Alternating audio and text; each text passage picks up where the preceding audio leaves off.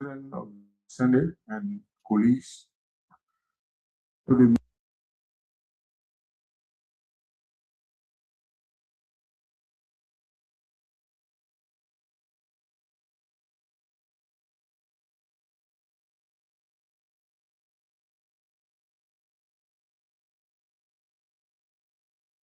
Minister and the Deputy Director of Tourism, I had a concern.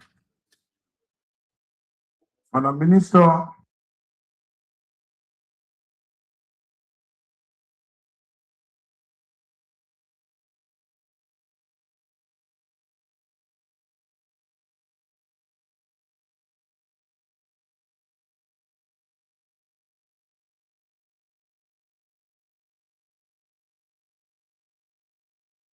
Commercial hub in Painesville, citizens are celebrating 12 years Joseph Boyka, Talk and Do Joseph Boyka.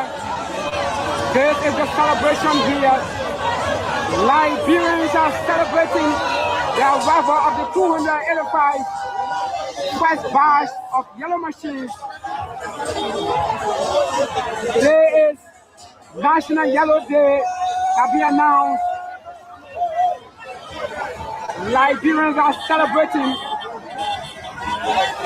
In Raleigh, Liberians are celebrating their president, Joseph Boyka. 12 years is what we are hearing here. 12 years is what we are hearing on the lips of Liberians here. Joseph Boyka Talk and Do is what we are hearing.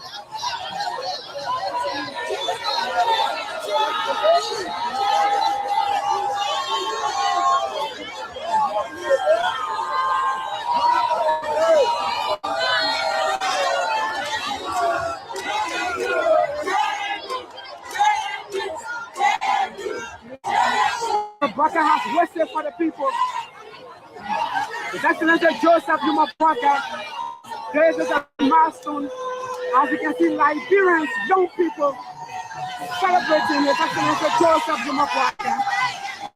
This is a milestone for roads development in Liberia. Liberians will no longer suffer roads as their road is about to be maintained. Their road is about to be built with these F-moving equipment here. Masses are celebrating, calling on their leader. 12 years is all what we are hearing in real life here.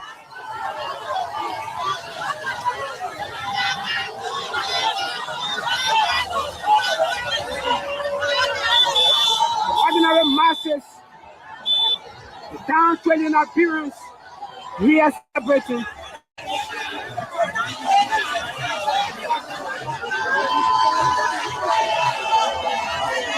This is an endorsement of President Boyka. This is an endorsement of the president. 285 yellow machines.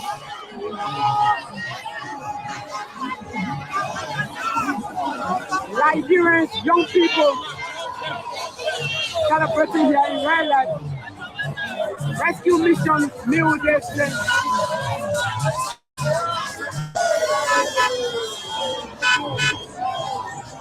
Liberians see this as a huge achievement that the government has done so far. 285 F-moving equipment plus 20 brand new pickups. Where is the next Senator Prince Ward Johnson, who have loved to see this? These are the things Senator Prince Johnson fought for. His soul, rest in perfect peace. Where is Senator Prince Johnson, who may have loved to see his people celebrating the achievement of the government that he brought to power?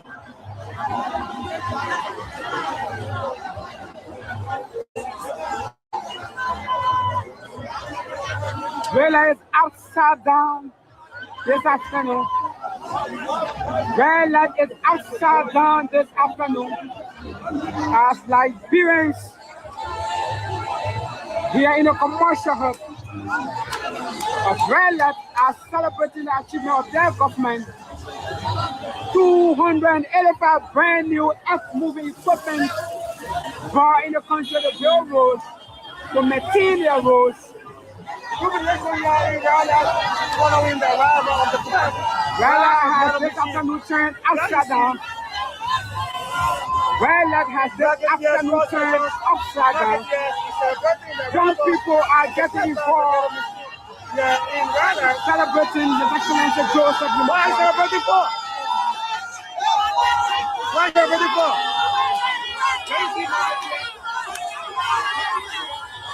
This is what a boy died to his Excellency. This is what that brings joy to the heart of His Excellency Joseph Boyka as he delivers for his people. As he delivers for his people. President Boyka continues to deliver for his people. This is an acceptance of what the president has done. Oh yes, oh yes.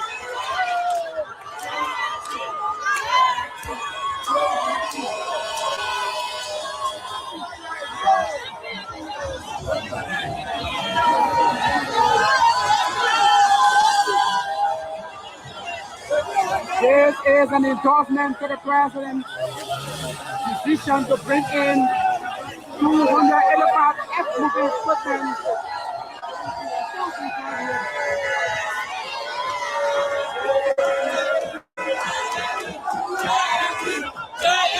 President Boyka has become a household name in Liberia for fulfilling his promises.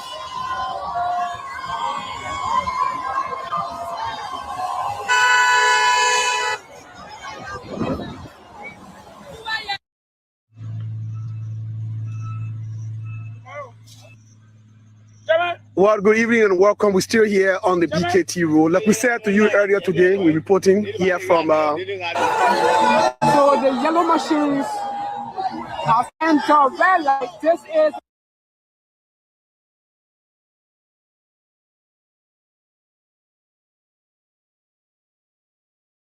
the Bamokodita road. And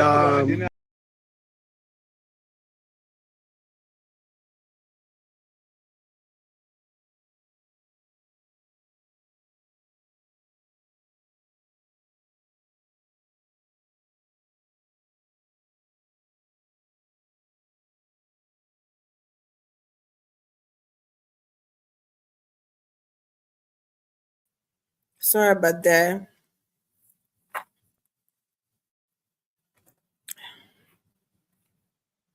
Get my earpiece out. Hey everyone. Good evening. Good afternoon, wherever you're at. So it's evening on my side. Namaste and good morning. And I think that's in Liberia, Australia, I guess.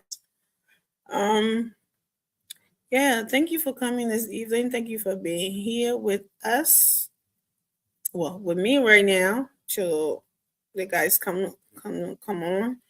And please share the show. Please, as usual, like we always ask you to do us a favor, share, and come back. Let's talk about the good, bad, and ugly of our nation, Liberia, and continent at large. I know we mostly talk about Liberia all the time, but sometimes we kind of wrap in our neighbors there too, right? On the continent, which we should always do and not be selfish. We should be our neighbor's keeper, but we gotta clean, they say deal with it. That saying go. I don't wanna lie, but you gotta focus on yourself before focusing on somebody else. And never mind it. Let's just move on. But all I'm saying is that we need to be concerned about what goes on around the region, around the continent too, and talk about it sometimes. Not always Liberia all just want to talk about the negative things. That's all I'm saying. So with that, I say thank you for sharing. Thank you for being here, as usual and always. So I know you guys see me playing some of the Yellow Machine, thing from Friday, Thursday, and Friday, Wednesday, Thursday, Friday, right? Because it's Yellow Machine. What month? They said they're gonna celebrate the whole month, so I can only do my due diligence to kind of, echo the celebration. That's why I'm playing it, and then again, I don't have anything else to play. So that was sneaky, right? Trying to make it look like. But anyways, thank you guys. Yes, we're still excited. The excitement hasn't gone away yet. We're still celebrating our Yellow Machine now. And for me, I said yesterday, not the Yellow Machine per se, but what the Yellow Machine is going to do for the people, for the country, for us as Liberians, right? Things that we never had before concerning regarding roads, breaches, and people get into their farms easily. Those are the things that we are excited about. Everybody in the country will benefit. Even us, when we go down, we will benefit. Directly and indirectly, we will somehow benefit from this because farmers will be more, they will have more ways of transporting or bringing their goods to the market, to town, that it can be more accessible to us now in the city, or people who are in the city, and then this will actually help sometimes, like they'll be able to export their goods most of the time or all of the time now when that happens. So that's what is a good thing. And then roads, like look at bridges. I try to find that video where this guy was crossing the little water from Grand Crew on a bike, and he fell in the water. It was sad, and it was also funny because, you're looking at it like, how can somebody use that to put a heavy thing on? But that's the only means they have, right? To get across the other side. So imagine with this Yellow Machine thing, they're using all of those things to put bridges, right? To those places so they can't go through those hassle again. Hello? Can you hear me? Amy, hearing me? Yeah. You hearing me? Mm-hmm. Yeah, but I'm not hearing you. I don't know. All right, let me go out and come back in, yeah? Okay. Yeah, I'm not hearing you. Yeah, so imagine that. That happening. That they don't have to deal with that. They can just go over the bridge, ride over the bridge. Cars, motorbikes, keke, motorbikes, which I would not ride. I'll tell you why. I can try the keke, which I did. The bike. Unless they really start or somebody who I know, truly know, who knows how to ride, and I know that person personally, and I know that person know how to ride it personally, then I would get on that bike. But in Liberia, most of the time, they say people just pick up a bike and just jump on it because they feel like they got skills. Well, certain times, you may be able to move it from point A to point B, but there are certain things you would not be able to do, and that's why the accident and stuff. And people don't know they're in the traffic. Nobody knows who's well learned on those things or knows how to, I don't know how I should say went to school or whatever, but were really trained on how to ride them. So I'm not taking chances. I'm very scared. Let me tell you right now, if you don't know. My life is very precious, and so is every other life to me. But what you do with yours, I cannot control. But what I do with mine, I can control, right? If I can control you, anybody from not getting on the bike till you know. And I think that should be the government thing, right? They should actually the way they have driver's license and you have to know how to drive. They take you for test drive and all of that. I think they should have it for those things too, because there's a lot of accident that is claiming people's lives and or crippling people because of foolish people who just get up and think that they got another life in a plastic bag and just jump on a bike and go and putting somebody else on it, stopping for people to get on it and do that. So I think the government should look into something like that for safety. Safety is key. And it was all because the thing we always say, oh, there's no job, people are suffering, they're going to so they should kill somebody or kill themselves, and that means that's okay. No, it's not okay. So just to avoid that, I'm not the KK said I'm not sure, but at least it's lower to the ground. At least I look at it as wheelbarrow, I look at it as umbrella on the wheels. That's how I look at a KK. It look like little umbrella put together, but it just got wheels on it, right? I can jump out of that anytime if anything going wrong. The bike is not so easy, okay?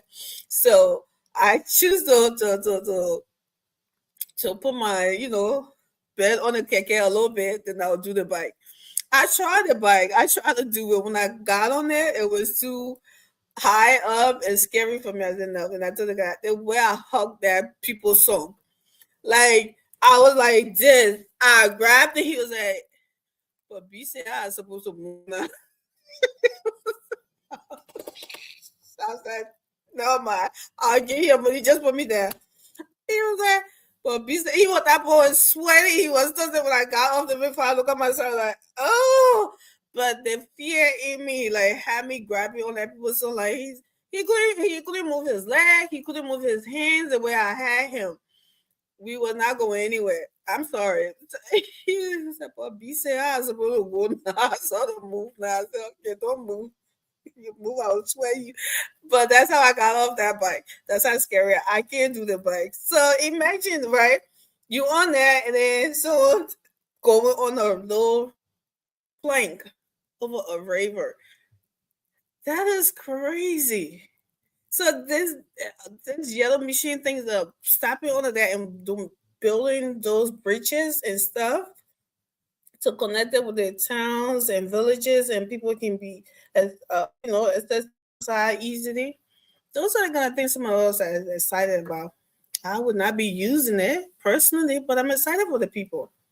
We are all Liberians, and that's why I always tell people that just because I was fortunate enough, my parents were fortunate enough to relocate to the United States, and I live in the United States. I'm blessed. I'm not rich, but I'm way, better off than a lot of people in the country, right? In the kind of life that I live here, and I'm very, very humble and grateful for that. So it doesn't make me any better than them, right? For me to not think, because I'm in America now, I'm American citizen, I'm this. No, I don't operate like that. Whatever life that I have here, I want it for my people in Liberia, in Africa. And some of them don't understand when some of us are saying that and they make it look like you're talking for something that you want to benefit you personally. No, those things that I advocate for or talk about on the shows, I'm not experiencing it directly. It's not coming to my children. My kids are fine. They're here. They're not going through that, but I see kids there. I see other kids there, and I see families. I see all of that parents there. They are human. I'm not better than them. My kids are no better than them. I want that same life for them. It may not be exactly what I have here, but at least better than what they have now. So when we see these things, when someone else in these things, we get excited. It's not about the person. Actually, so many times I don't know. I did not know anything about JMB before I started supporting him. My research I did about him, it was Nothing bad that came up. He had the numbers. He was older statesman. Every interview that I ever had heard him had I saw that sincerity, that genuine, soul who wanted something better for his country. Is it perfect? No. Does that mean everyone who are around him, who are working with him, have the same agenda and same mindset as him? Absolutely not. But at the end of the day, he's the head, right? He may not see everything that is happening, all the bad things that may happen. He might not see it all. Hell, he might not even hear some of them, about some of them. But at the end of the day, he's the head. He's gonna be the head during that time. That's what I'll be. He's gonna be the head, and he's gonna make that decision. And mostly, it's gonna be mostly about his legacy. It's gonna be mostly about what he wants this country to be, not about what goes in his pocket, not about what how many mansions he has or what kind of mansion he lives in and stuff like that. And from this speech that he had, when he gave when the lawmakers wanted to see him, that did everything for me. Anytime you want to see me, any of you want to see me, my door is open. We are not here. We're not closing doors in front of anybody. We're not here for party. We're here for country. That is the president sending olive branch to everyone. All the lawmakers. He did not say you have to be a UP partisan. They're going to say in Liberia, partisan, that we say here. But yeah, he did not say that. He said anybody who wants to see him can come and see him anytime. It's kind of like I have an open door policy. Just, go through protocols and come and see me. Let me know. And you'll see me. We're not here for party. We're here for country. That's what I want to hear all the time.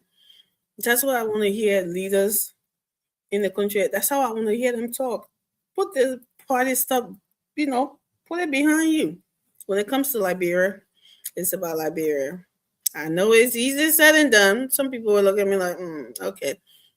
They don't want to hear it, but listen to your leader, right? Listen to your leaders. Whatever the leader does, everybody should follow suit. So that's what's going on. That's why I'm so excited about my support to this old man. Everybody on Goose Joe.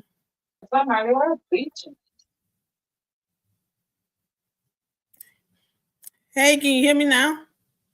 Yes. Awesome. Yeah. How is the view look like? Because I'm in a different era. Is it clear? Well, Kind of. can see your face. You can see my face clear, right? No. Let me see. Yeah, when you're talking, you see the face. It's also good. So, let me see. It's still the same, right? It's not any better. The light is just reflecting from the other side. Okay, let me see. Yes, Hold on. Let me see. The room is actually dark. Yeah, so guys, that's exactly what my excitement is about. Liberia. Oh my God. Ugh. It's west, right? You sitting right there, we can see the sun. The light looks like the sun. Right.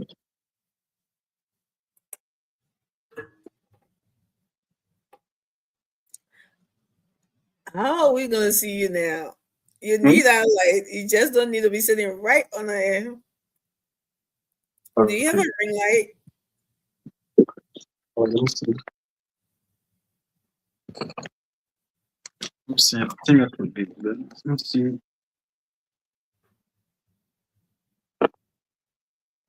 If you can't see yourself, just know we can't see you. So, yeah, guys. So that's why, we are excited about the yellow machine. Well, there's nothing more you can do about that. So Is it a little better? cool. Yeah. Yeah, I know, man. Ah, Yeah, it's cool. It's cool. and the way your face shiny, say, I know. I will go light. Yeah, I know. Your face always shining. What happened with Toure? What Toure not yet up to now? Toure I not. don't know. Ah, Well, so it has to something, so I don't know why he's not. yeah, I Yeah, know, man. what's Ah, going on? I was just starting to put about the yellow machine in my oh, you, oh, excitement. oh, you still on the yellow machine, too? Oh, you don't want to say a whole month now, so you No, thought you said, no, you say whole year. The ah. whole year, that yellow machine, yeah. What are you talking about? He Because asked me if I still on the yellow machine. My excitement, where it coming from? yeah. Because by next month, the last batch of the yellow machine coming.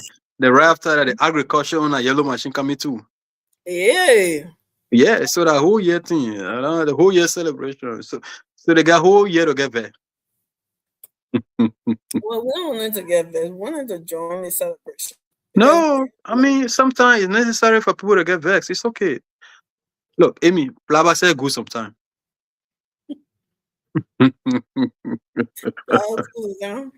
Yeah, sometimes Plaba good. So I mean, everybody can be happy in the country. Like what? Some people need to. Some people, yeah, it's okay. Let them get vexed. Let them get vexed. It's all right. As long as it's not stopping the progress of the country, that's what matters. But people can choose to get vexed, Well, if you say so, what's going on? What's happening? Yeah, not much on our end today. The weather was kind of much. Yeah, the weather was kind of nice today. I always got a beautiful weather. Yeah, but a few days over time, it been crazy. It really been crazy. Yeah, but today the weather was actually nice. Yes. Mm-hmm. So no more snow. Now we can say that because we're expecting something, a little bit of it tomorrow. The weather tease you and then it come dropping snow. Exactly. Yeah, we're expecting a little bit of it tomorrow. So you want to know how my weather was today? Hot. I played already hot. Mine was like 75 degrees. Are you serious? Can you imagine that? So I want to cool weather there. Houston, Texas. It was so nice. I want to cool weather there was 75. I can't wait to wear a nice clothes to church tomorrow that I don't have to buckle up. Well, I never do anyways. Even if you're wearing, Right. you just wear sweater and stuff. It's not like really buckling up, but at least I will have my sweater tomorrow. So I'm excited. Yeah, man. I can't wait for that. I can't wait for the weather to be nice. Move down here. Join us in Houston. I was there like 2 years, I think 2 or 3 years ago. I was there, man. When I stepped out of the airport, I'm like, wow, I'm in different country. Yeah. Yeah, I'm like, I'm in different country or what? Texas, then they have their own country. Mm-hmm.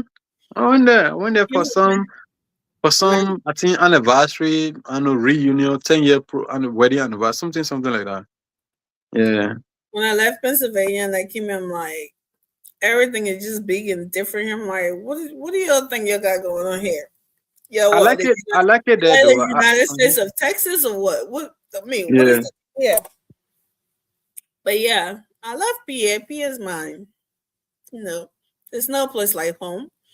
But I also like Texas too. I mean, the weather is nice. I like Texas is good. Texas is nice, man. I remember when I went there, I even posted on Facebook that I'm considering.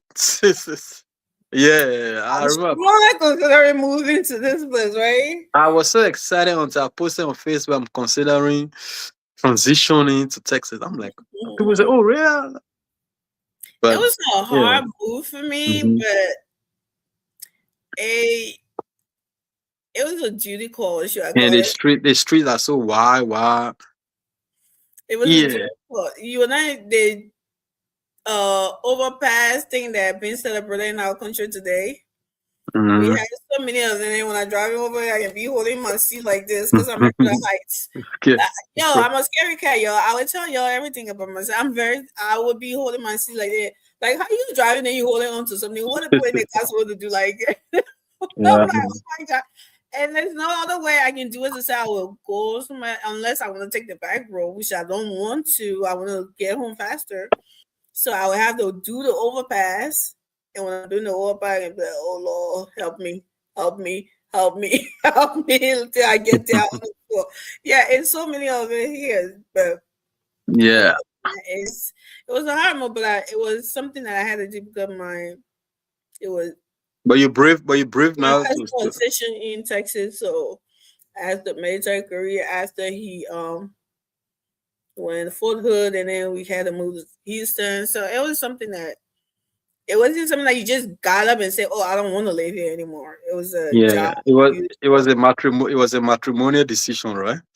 It was a military life decision. Okay, so military spouse decision. That's what that was. So, but I'm used to it now, even though I still be missing Pennsylvania. Yeah. But those places, I don't even know how you can manage because to drive from one shopping center to your, you got to drive like 20, 25, 30 minutes. I'm like, what? I live around my shopping centers, so Maybe you're lucky you live around shopping center. You I'm can very drive for almost like 20, 35 minutes. You can't even see shop. I'm like, oh, how they play again? well, not in the city area now.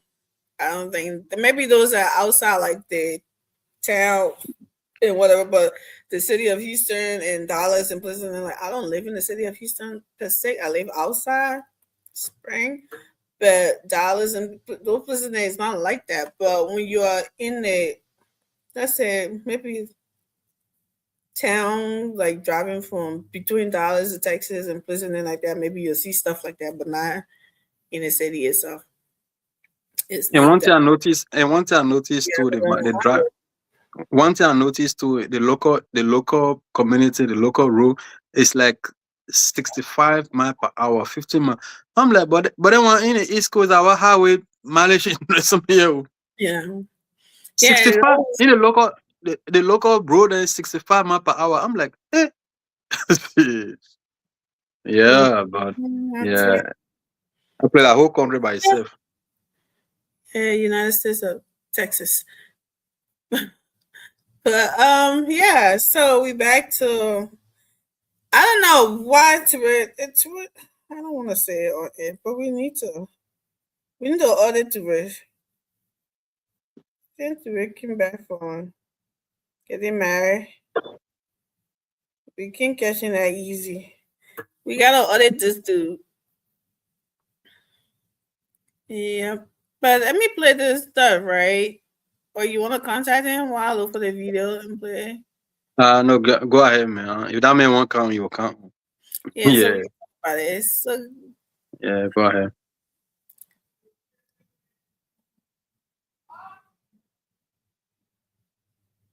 let me play it. Look it up. So, guys, we're gonna talk something a little more different here today. Not too far from politics, but a little bit different, a little bit, but not too far from it because these are all using politics. So I came across this video, right, and I thought it was a teaching moment because I'm pretty sure some people have experienced this and stuff. So we just want to talk about it. Let me play it so you guys can see it. Inna Khadija, what are you doing here? I came to eat. You came to eat in a Christian restaurant. So you are now eating from Christian people. So what's wrong if I eat with Christian people? You are a Muslim, for God's sake. How can you be eating from Christian people? I don't understand. You don't understand what? Is it a crime to eat from Christian restaurants? Of course, because you are a Muslim. You are not supposed to. Walaikum salam. Madam, even you. Assalamu alaikum. Why are you eating food from Christian? Subhanallah. I don't understand. When has it become haram to eat from a restaurant, a Christian restaurant or a Muslim restaurant? Malam, it is haram. And you know it. How is it haram? Clarify me from which hadith or from which Quran, which of the verses? I expect you to do better. I'm even surprised seeing you here like this. You see, that is the low knowledge you people have. If you would have go to Islamia or read your Quran or your hadith very well, you won't be even saying what you are saying. There is no restaurant tag as a Christian or a Muslim restaurant as long as the food there is halal. Is rice haram? Is semo haram? Is meat haram? Is the soup haram? Is egusi haram? So what is the haram in the restaurant that you are tagging a Christian or a Muslim restaurant? Tell me. These food are prepared by Christians. We are Muslim. We are not supposed to eat from Okay, them. so your hadith taught you how to hate the Christians. No, hadith it's far taught- from it. I'm not hating them. So what are you saying? We are not supposed to eat from We them. are supposed to eat from them because of the unity, the love, and the understanding that God says. God said, وَاعْتَصِمُوا بِحَبْلِ اللَّهِ جَمِيعًا وَلَا تَفَرَّقُوا. We cannot do it alone. We have to join head together. If we are segregating the Christians from the Muslims, do you think that we will buy things? Okay, stop buying things from the shop where Christians sells. What if you don't have a Muslim in the community and you want to buy something? So you do not buy from the Christians. Are they your enemies? Did the Quran teach you to make them your enemies? Did the Quran teach you to make them to hate them? The Quran did not teach us. We are all one. We are united, and that is why we are here today. If we would have been hating each other, we would be killing each other. The food here, as long as the meat is halal, we are permitted to eat. As long as the rice is not alcohol or it's not anything that is intoxicant or anything that is against my religion, I can eat from there. The person cooking the food is a human being just like the Muslims too. So there's no segregation in Islam. Yeah, Malam, I'm not saying it out of my. The people are preaching that as a Muslim, it's not good for us to eat from the Christians. Even Christmas food, that we are not supposed to eat Christmas food. Let me tell you something. Anybody that is preaching to you that you are not supposed to eat from the Christian is causing disunity. Anybody that is preaching for you that you are not supposed to do things with your Christian fellows, they are preaching disunity. They are not preaching what Islam says. And Islam is peace. Islam is peace. And you cannot show somebody peace when you want to hate that person or when you want to go against the person. So take this from me today. Any food that is in a restaurant, there are some food that is even made halal. When you come to a community, you don't see anything to eat and you are hungry. There are food that are haram that are made halal. Pick that. Do not segregate or do not spoil people's market because of your preachings. Do not spoil people's activities because of your preaching. We are all one. Enjoy your food, enjoy your meal. Some places are even sweet. You can come with me. I'll buy food for you. Malam, 1 minute, please. Malam, I want to ask you one question. How about people that have girlfriends that they allow them to cook for them during Ramadan? Is it right? It is a very wrong thing. If a girl is not halal, your wife, she cannot cook for you during Ramadan. If she cook for you, that Ramadan is terminated. It is haram, completely haram. There is nowhere that girlfriend is even allowed in Islam. Even if it's your fiancé that you want to get married to, as long as there's no sadaiki between the both of you, she cannot cook for you. It's even better for a neighbor that you do not have any intercourse with to cook for you than somebody that is your girlfriend, which is haram. Thank you very much for enlightening me. I was just ignorant. I follow what the crowd were saying. I do not really know. Do not follow what the crowd says. That is why they said, go and learn the Quran, learn the Hadith, learn about Islam. Thank you very much. Barakallah. Thank you very much. Thank you. You can come if you want to eat. No, thank you. I'm okay. I'm sorry. I didn't know. This is what people always say. I'm ignorant of it, but now that you have enlightened me, I know better now. I'm sorry the way I talked to you earlier. I love this thing, Morris. I don't know you. Let me ask you the last part to her, Morris. The part that she asked about if a girlfriend doing fast month, if it's okay for them to cook for you or not. That part it caught my attention because a lot of the time people always do, like when they're fasting during the day, that's when holiness take place, right? But when they break the fast, right back to business as usual. And sometimes I get confused, like, you are not fully man. You're something to God. He's seen everything. Like, what is that? So, when I saw that part, I was like, does everybody know this? So yeah. Talk to me about that. Oh, about the whole video, by the way. Let's talk about it. I You thought I know, was share something. yeah, I thought that was a very nice teaching moment for us as African, because like I think they're Nigerian, right? This is yeah, not the Nigerian. so this is a whole like I should say cultural thing, because even people from Liberia think that way, right?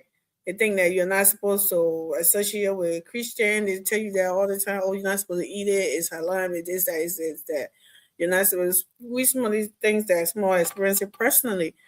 It's kind of like we call it segregation and something like that. And those are some of the reason why there's low fraction and thing between the Christian and something like, oh, if you say you're not part of us, you treat us like this, how come then how are you this with us? So when I saw this video, I thought it was a little teaching something. I said, this is nice. This is a nice little skip, I need a place so we can talk about it on the show so that other people can, can hear from the Muslim brothers and other people can learn. So go ahead. Yeah, the first thing, Islam is the institutions, a camp with its own laws, right? Islam is different from Muslim. Muslims are individuals that decides to be Muslim, that decides to follow the rules and the do's and the don'ts of Islam. Yeah. Ooh, you're sticky. Right? There are some of them, they bring their own culture and their own thing into the institution, into the religion. This is all something that happening. This is something that you can't rule it out. There are also people that are very extreme. They go to the extreme. They are there. But to actually know a religion, there's two things. Just simple. Just follow what a religion teaches. The issue of you can't eat from a Christian, you cannot eat from somebody who is not Muslim, that is not Islamic at all. It is not Islamic at all. Because the best Muslim ever to exist is the Prophet Muhammad, peace be upon him. Where he have a Christian friends, yes, of course. Where he have people that used to mingle with who are not Muslims, yes. It has been. That's the reason why he married people who are from different culture, different religion. Even the women that he married them, some of them before they even became Christian, some of them became Muslim. So he married from all cultures. This tells that everybody, we are all one. We are all human beings. We are all one.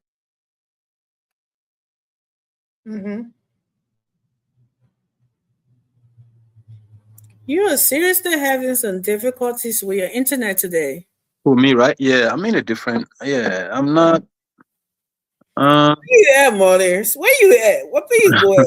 No, we will talk that one behind it. You're in a test spot right now. We will talk that one behind the camera. Yeah, we'll talk that one behind the camera. So okay, just bear with me. We will order your location. Don't worry.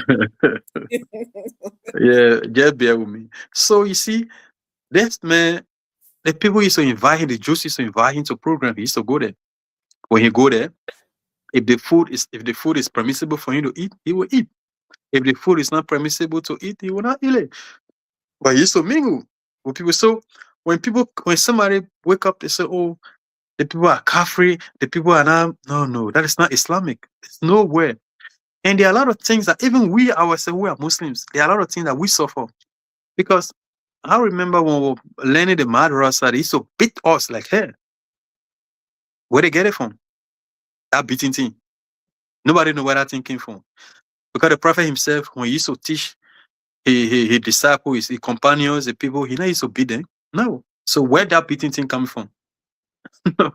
You know, where that beating thing actually coming from, of beating the children when they're learning the Quran, the Arabic, is to beat them. We all suffer it. Where you get that one from? It's just a cultural thing. So I mean, but it's so good that I saw the video. It was a good thing. And those people that did that, I think they're all Muslim. I think they're only doing it to educate people Yeah. that look, this is not. If anybody that had that notion that when you're not Muslim, look, it's not even Islamic. Just to put it that way. On the issue of when you're not married to somebody, of course that is the clear rule in Islam. When it comes to the fasting, it's the clear rule. There's no. Mhm. Yeah, so that was, like I said, when I seen that, I thought it was a little, teaching moment, because like I said, I've experienced it before, and it's good that you said that people bring their tradition and from their various tribes into the religion, right? And try to enforce it on people and think and say, oh, that's what the religion says. And there are a lot of things that you will also listen to Muslim from Saudi Arabia and places like that. Their teaching is a bit different from what we hear from African Muslims. From some of the things that you listen to, you hear, you be like, wait a minute. Is it a different Quran that is being read by these people and a different one with our African Muslims and stuff? But so just like what you said, it's their tradition, put that tradition in the religion, which is like that you make. I don't know if that is I don't want to judge anything or anyone. No, just go ahead. Ask any question. Just go ahead. We're having a conversation. Yeah. Feel free to just any question. Yeah, just go ahead. No, when I say judge, I don't want to judge anybody, because the Bible says don't judge, but you do also teach. But if that happening, is it like are you looking at those people as they are doing the right thing? Like, let's say, for example, for what I'm talking, not to get off the skateboard, but the same thing like that. Like, oh, do not eat, not just from them, but with them, right? Do not eat with a Christian. And I had that happen to me personally. So that's what I'm like, okay, so if the person is not praying, you can't eat with me. Like, why is that?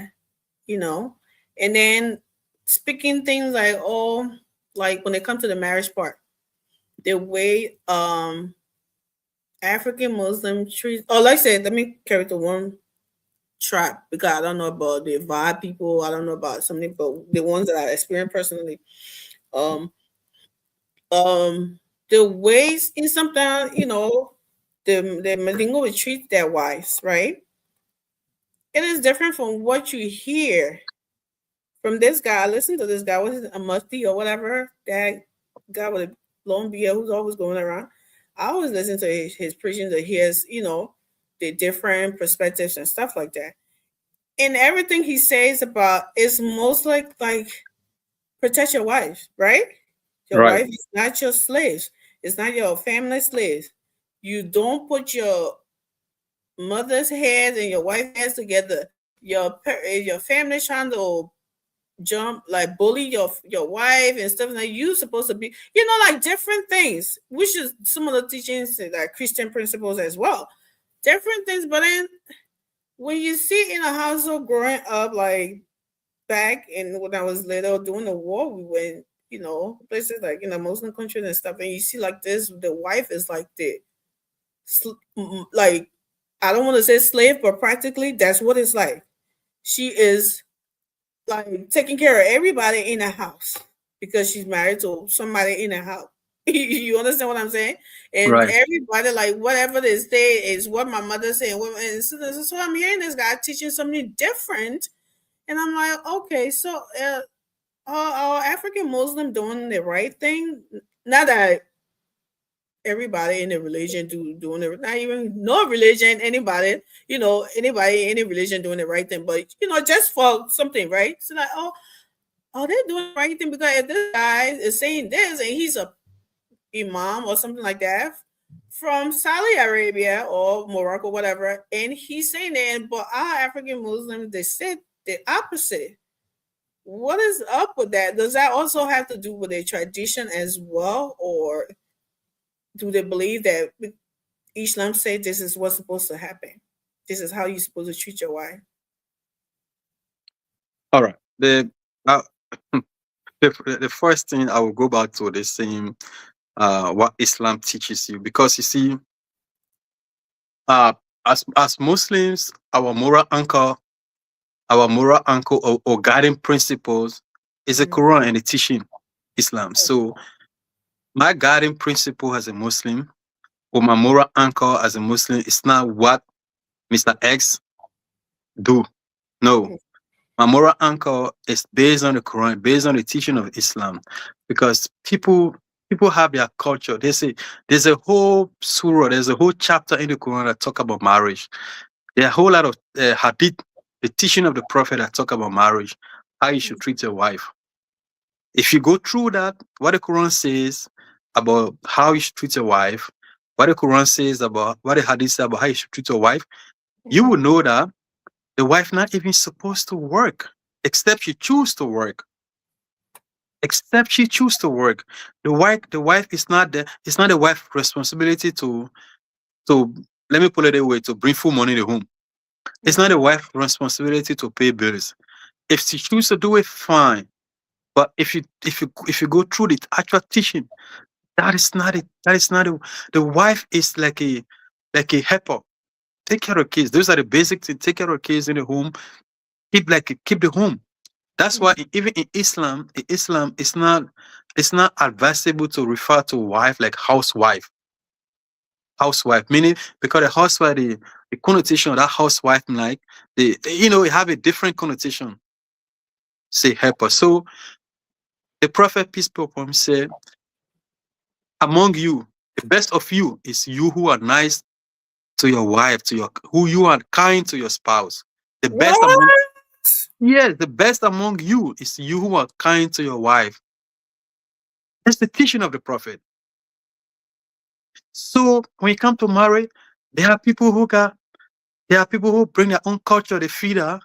When you marry the woman should work, wash your mouth clothes. No, that is not a teaching. That is not Islamic teaching. Your brother, your uncle, everybody. Yes, work for your uncle. And that's not Islamic teaching. That is your culture. That's your cultural thing. That has nothing to do with Islam. Because even you who the wife, you who the husband, the wife can choose not to pay bills. The wife can choose not to cook. That is your responsibility. The wife is your responsibility. So if your responsibility is to take care of the wife, how come that wife becomes slave overnight for your mom, for your mother, or for your uncle, or for the rest of your family? It's a just cultural thing. Ask these people, the way you're treating your wife, where do you get this from? Okay, you're Muslim. Where do you get this from? Treating your wife, making your wife to work for you. Even we are victims in our culture. I can say that for a fact. Our Maringo culture, there are people that marry their wife. The wife, even when they won't cook, the wife got to go ask the mother, what type of food you want to eat today.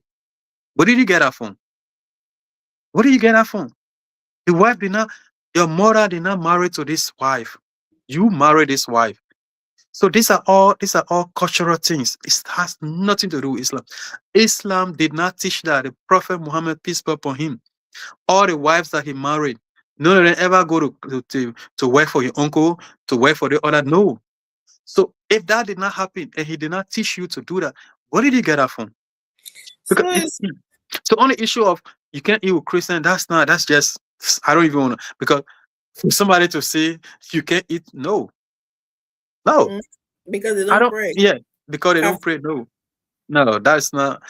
Because the first thing, the Prophet even said, respect people and respect their culture.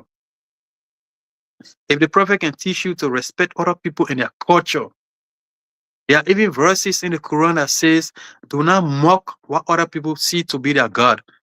There are surahs, there are chapters in the Quran that says that anything somebody decides to worship as their own God, do not mock at it. Don't mock at it. So So uh-huh. it's nice you said that. That brings us to the same thing like back on that whole marriage and your wife doing this and doing that. And some of the experiences that I have is when I was young in Africa, right? So during the April 6th, before we came back to Liberia and came to the States, my family, we went to Guinea, right? So it was this one lady. It was this one family that were a block away from us, and we were living going towards the creek, right? The water, where they go and get the water from, fresh water, to cook and clean and do all of that. There was this one lady, I still remember her name though. Duzuba. Duzuba. I still remember her name. I kid you not. There was never a day that I saw this woman ever resting. It was morning after breakfast. She's going to the creek to go wash, then she come back, she cook, then she go back, she do dishes, then she go back, she do that, then she go for the brother-in-law clothes, then she go for the mother-in-law, then she go for this woman was this big. She had no rest. So, us, we used to be like, when she passed, we'll be joking with her and stuff. And then she was like, do you ever have any rest? And then she said, oh, I can't rest if my husband, little brother get married. And I did not understand as a child what that meant, but I was kind of curious, like, what does that have to do with her after I got older? And when I still think about her today, right? Like, she cannot rest till her husband, little brother gets married. So she has to keep doing what she's doing. Duzuba, the only time Duzuba ever rested when it was nighttime to sleep. So morning, she was back again on that same old routine. That I can never forget. I always think about that lady. And I hope she's still alive today because, so now when I think of my family and that's now we're talking about, we can be talking about, oh, remember that lady? Remember this? So, so it's kind of when you're hearing different teachings and you remembering that from your continent, you say, wow. And then another thing again, traveling around or being a married wife or whatever and things like that, and people traveling to different countries and stuff and seeing how Muslims live in the country, the places like Kuwait and places like that, right? They're seeing that these people marry more than multiple wives, right? All of these wives have different homes that they live in. They have people that cleaning for them, cooking for them, doing everything for them, especially when they have that face is covered. In our good old Africa, they would tell these women to wear these things, and then they're in the market doing lifting. They're telling people how much this one costs and how much that one costs. So that brings us back to, I was having this argument with somebody, it brings us back to the marrying of multiple wives, right? And that we said the last time on Christianity, it's only one wife to a woman and a woman to a husband. And I always tell people, I said, that's the same thing with Muslim too. And they said, no, that's not it. I said, yes, it is. And they said, oh, well, in the Quran, it says you should marry someone. So I said, yeah, the Quran tells you that. But what is the clause that's behind that, right? That you can marry more than 4 wives, or 4 wives, whatever. Regardless, if you can love them the same, you can treat them the same, you can take care of them, you can do all of that, right? Morris, am I lying? Mm-hmm. Yeah, listen to you. Go ahead. So where in the world do you see someone, a male or even a woman, loving 4 persons or even 5 persons the same and treating them the same? It's impossible. So maybe so stop it. If you said no, they'll go ahead and do it anyway. So let me put a clause in and see whether they would be smart enough to pick that up. And in places of Africa, you have people that also, oh, they're here one more. Or this one here. That one, they are never treated the same. You understand what I'm saying? I'm getting you. Yeah. So back to the whole tradition thing and the Quran being messed up. And don't get me wrong, too. So not Christian, we do that too. Messed up tradition in the Bible, right? All people wants to read in the Bible the way it suit their, their life. They want to nitpick what they take from the Bible and what they don't pick. The one that don't suit them because they're doing something different, they say, "Oh no," they will get excuses for it. So it's not just Muslim thing, but since that Ramadan we're talking about it and we saw this clip, that's all we're talking about, Muslim No, something. it's fine. It's fine. We can have it. We No, will I'm discuss just saying it. that other some people Yeah, that it's watch fine. people know. It's No, not it's something that the other group do better than the other one. No, they are all human. They're all portions of everything. So yeah, so saying that with my argument that saying that it's the same as God don't want you to marry multiple wives, and with what I just said, would you agree with me or not? Well, before I even agree, before we even go to that, I'll go back to this. I go back to these people that this married whole thing, your wife, this and that. Look, culture and tradition. Some traditions are so weird. Some traditions are so terrifying. We even hear it. I was reading something the last time in Uganda. In Uganda, there's a one particular cultural group. Before you marry the woman, you have to have an intimacy with the woman. Can you imagine? I heard that too. Yeah. So you see how terrible. To you see how, but for them it's okay. It's normal. You have to have an intimacy. I'll tell you why he's amazing. Exactly. You have to have an intimacy with that woman. That woman will get a confirmation that yes, you're good to go. It's a tradition, and some of these people are religious people. So if you see somebody that kind of behavior, you want to attach that to that person's religion, right? But is that what that religion says? That became a different argument. No, because they use the book and said that's what it says. That's what people attach to the religion. Yeah, anybody can say, look, anybody can say this is what the book says, but is it true? Mm-hmm. You first have to look what the book says. The person who brought the book, is that what he did? Is that what he told you to do? Is that what the book say? So you see, there are another culture that I know in one of the country, when your father got multiple wives or stuff like that, the last woman, when the father died, the last woman, the first child got the right to marry that child, that last wife. So it's almost like basically you marry your Oma. You know what I mean, right? It's not even almost, you marry your stepmother. So that means you're going to have an affair with a woman that your father had an affair with. I know a culture in India. I think India, I don't know whether it still exists, but it used to.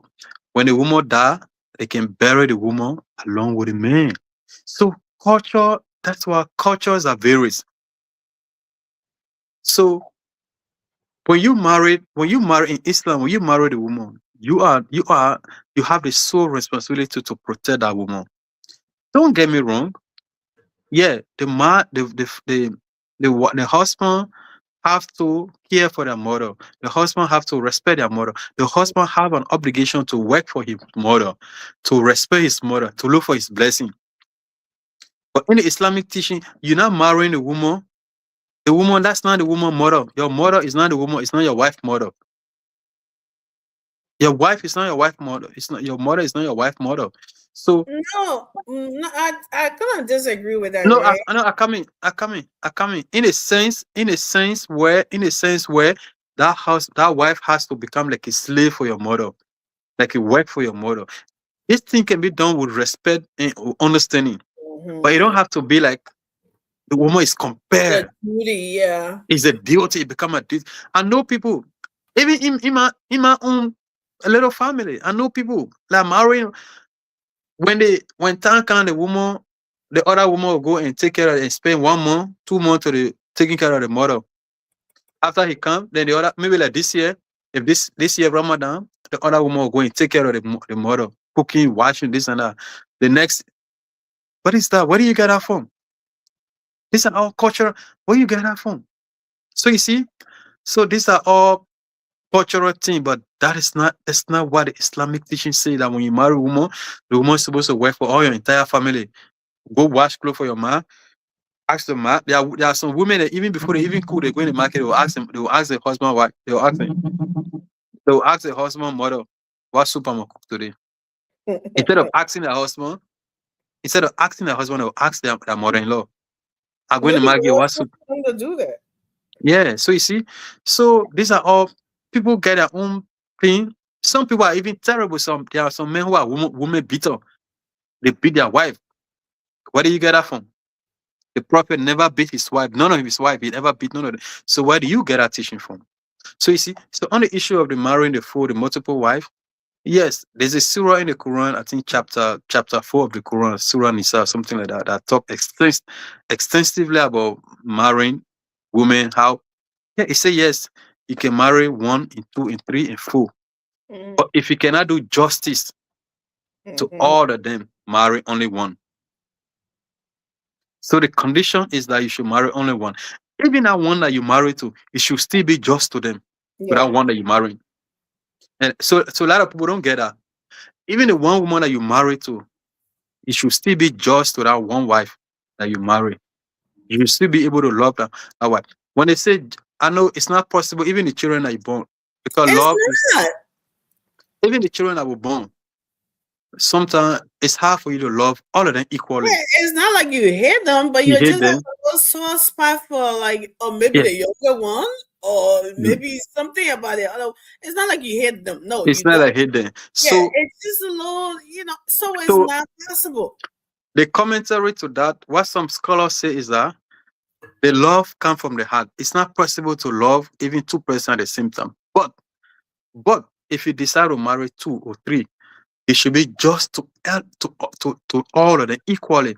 Meaning that even at that it is hard. Meaning when you give candy to Amy, you should give the same color of candy to Josephine. Yeah, no. If you give blue candy to Amy, it should give the same blue candy to Josephine. If you give $50 to Amy, you should give the same $50 to this person at the same time. That's just. And that's not So what we see. it is still hard. So Mhm. that's why even the Quran admonish you to marry only one. But again, people choose to Thank you, marry my 4. brother. People choose to. There are people that got 1 girlfriend, 1 wife. They get 10 girlfriends. They get 5 girlfriends. So And they try to justify Yeah. by, oh, well, if I marry her, then it would be, no, it will not be okay. Like, can you, like you said, can you, I say you skipped the clause, though, that you're telling me. Is it possible for you to do that as a human? It's not. So maybe God don't want you to just don't want you to say no. You'll go do it anyway, but trying to make you to think about it. Like, wait a minute, am I doing it? But anyway, we are human, right? We fall short all the time, but I knew that part. It was just not possible. I argue with one of my friends a lot. I said, it's the same thing. Marry one woman and woman marry one husband. That's what it is. He said, oh, no, we can do it different. We can do it. I said, no, you cannot. I said, just the fact that it says that, as long as you can treat them the same, love them the same, which I know you cannot. That means you shouldn't do it. But it's not just telling you flat out that you shouldn't do it. I love this conversation because look, the thing is that all religions, right? All religions are misquoted by their followers, by their members. to suit All themselves. religions, huh? Mhm. All I said to suit themselves. yeah, that's why Plato, the Greek philosopher Plato say, he said even the devil can recite the scripture to fit his desire, to fit his desire. You meet somebody sitting in the King James shop drinking King when you talk, Jesus turn wine to water to wine. But I may drinking Shintao. I may sitting and drinking Shintao. Jesus never turned Shintao to water to Shintao. But he drinking stout. He drinking Shintao. He say Jesus turned water to wine. And he can still go on your 2 feet. He can't even stand up good. He can still go on your 2 Then feet. he's saying Jesus turned water to wine, so he drinking Kinju. But when you want to argue with that man feeling you, that man telling you. So every religion followers has the habit of interpreting the religion to fit their desire. You know, yeah. So it's all about marry one. That what it says, marry only one. If you cannot be just to them, marry only one. So now, if you lead that one there, you go marry fool. Will you blame they start treating all of them different? Will you blame the Quran? You can't even provide for them. I mean, let's be real. Let's be rational. If the Quran tells you when you marry 2, 3, 4, be just to all of them. If you cannot be just to all of them, marry only one. You lead that one there, you go marry 4. You start treating them differently. Why will you blame the Quran? Why will you? Except you on different team. Other than that, you would not blame the Quran because the Quran tells you exactly what are the things that you should do and the things that you should not do. As simple as that. You can follow your you can follow your wings and your caprices. That's up to you. That's your own wings and your desire. That's fine. You know. But yeah. Yeah, and I think too, like, do you think sometimes the traditions that we also like try to include in these religions have the problem? Sometimes the problems with us kind of coexisting in like listen. Let me limit it to Liberia at this point, right? I know there's video that we just played is a thing that affects all of Africa, Muslim and Christians thing, the segregation and stuff. But a lot of Christians have a problem in Liberia. Like they feel like, well, they always talk about the Mandingo people now. I don't know. They don't talk about something. So I don't know whether they're all the Muslim, but it's that they don't allow them to marry into their their family or something like that because of this saying, Catholic and stuff like that. Things like saying stuff like, they're not Muslim, they're not this, they're not that. And don't eat with them, don't do this, don't do that. And then treating them differently. Kind of like instead of you kind of integrating with the society, with the country, and by integrating doesn't mean that you should forget your religion or what you believe in or whatever, right? It's just like coexisting with people. If you're not doing that and then you seeing yourself like treating them like they're no good, you are better than them. Do you think that's why sometimes some people say, well, if you think you're not, then that means you're not from here because that's not, you think that's what brings some of the arguments sometimes because a lot of Christians kind of stays there a lot. And Christians don't have a problem with, cross marriage, Muslim and something that in Liberia, they don't have that problem. They love to them, they married and they do all of that, right? But most of the time, like, which I know a lot of story, these men would kind of meet with these women, they be with them, they stay with them, they have kids to do that. At the end of the day, I have to go marry my mama and stuff like that. So if you're doing that to Mr. John's daughter, right? And Mr. John, your neighbor, or somebody you think he would feel good about you or that tribe, or you saying that, our religion said this. What do you expect at that point? Or if somebody was to do that to Morris's daughter, what would you expect? How would you expect Morris to feel at that point about something like that?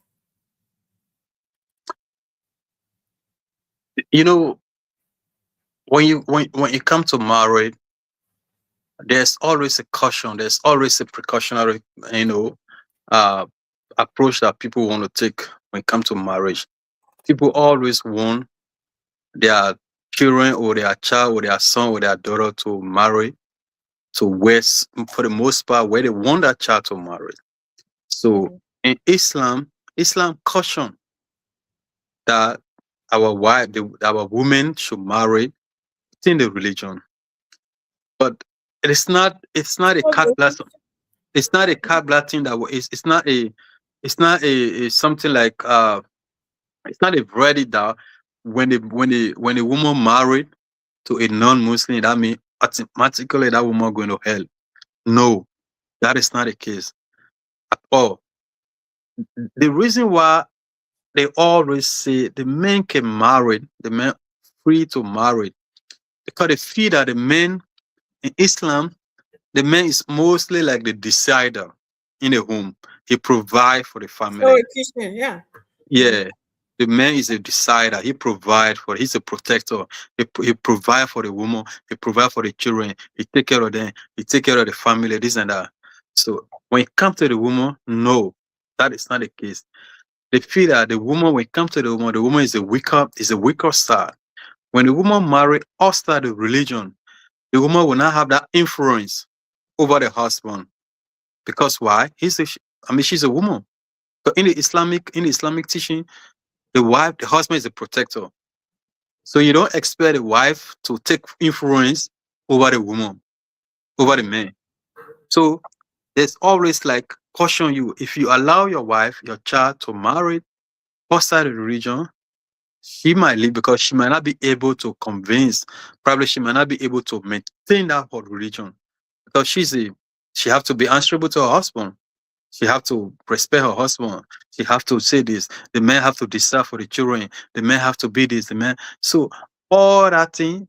So it's almost like a precautionary. It's almost like a precautionary something that like I a get it. yeah. So and even other religion beside Islam, there are other like the Jews. The Jews, Jews, there's a tradition. They don't want their married, their children to marry outside Jews, outside within the Jewish family. To even become a Jews, you have to be Jews.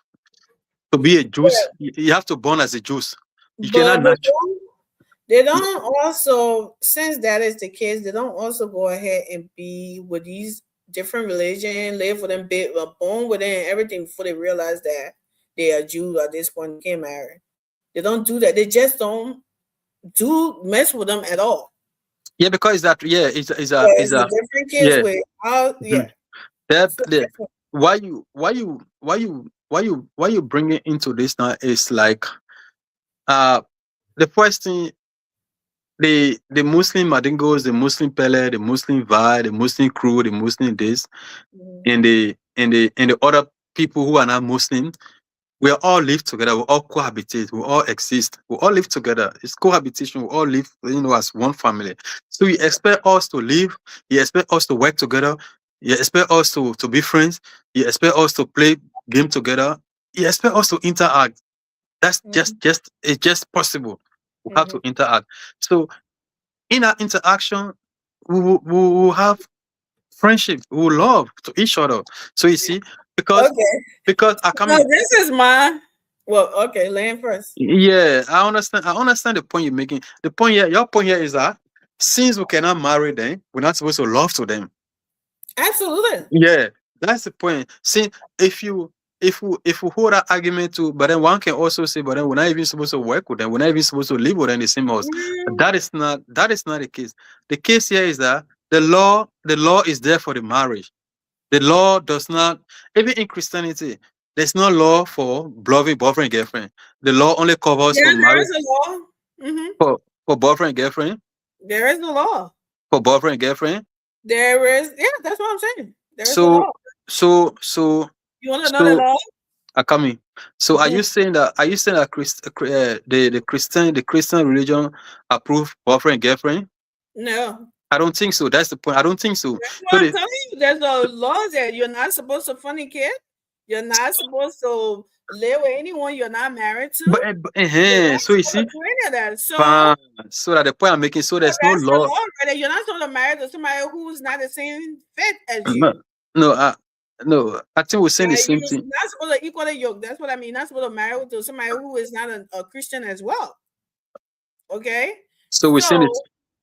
In order to do that, like you said, we'll live together, we'll interact, we'll be friends and stuff. Granted. But how would you feel if my religion telling me that I'm not supposed to marry non-Christian, I'm not supposed to do something, and me being disobedient to God, something, and we doing that as human, in our human flesh, we're doing that, right?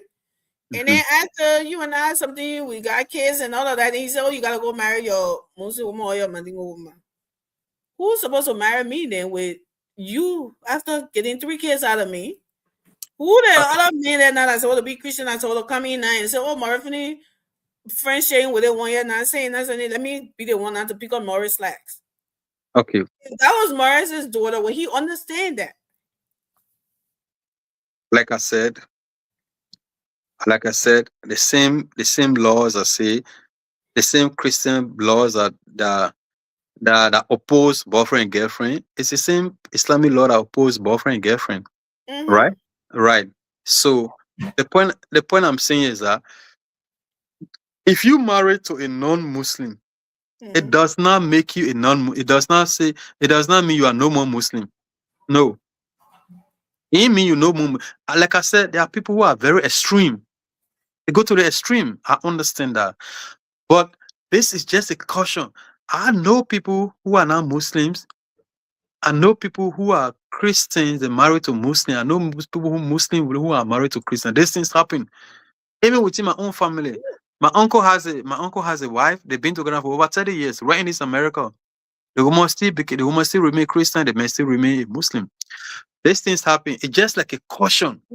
The caution that look, if you marry outside, if you go there, will not have control over you. And even yourself, you will not have control over your husband because your husband is the one that have control over you. So it's almost like a caution.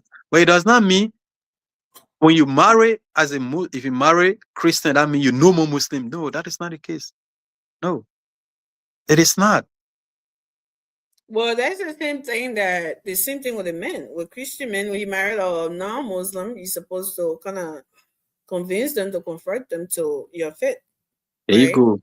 There you So go. it's also in our human way too. Like it's also homes that are there who wives Muslim husband, Christian or Christian wife, and Muslim men. Yeah, that is it. I get all of that. We're not supposed to do those things, but we go ahead if we can be disobedient, right, as human, and do those things and say, like you said, friendship and do all of that.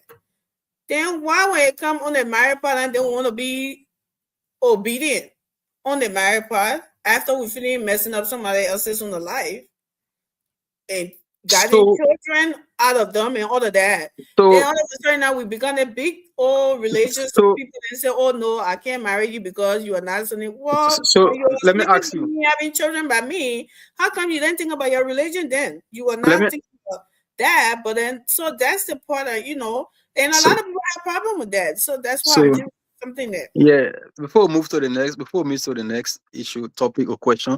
So let me ask you, right? So Mhm. are you saying that there are no Muslims who have become victimized on the same marriage issue? They love to people who are not Muslim. At the end of the day, the person say, "No, I'm not marrying you because we not have the same religion." You think there are no Muslims who have become victimized? Have become victim I of that? would not tell you said there are none, but I've never seen it. I'll be honest with you. But So I would not stay here but to be emphatically something and say beat my chest and say, "Oh no, it can never happen." No, I would never say that. But I don't know it like I know it on the other side. No, okay. I'm being honest with you. I would not say no, it doesn't happen. No, but now I've not seen it. Yeah, there are people, even the men who sit down on the show. It's not this person, this is my own person, but people who know me, they know that it is true. My first son, his Mm-hmm. mother is a Christian. She was with me for years. At the end of the day, we could not because of my religion. We still cool, even though at the end of the day, we still cool. We still cool. So but for me, I don't see we don't see it as a kind of big issue.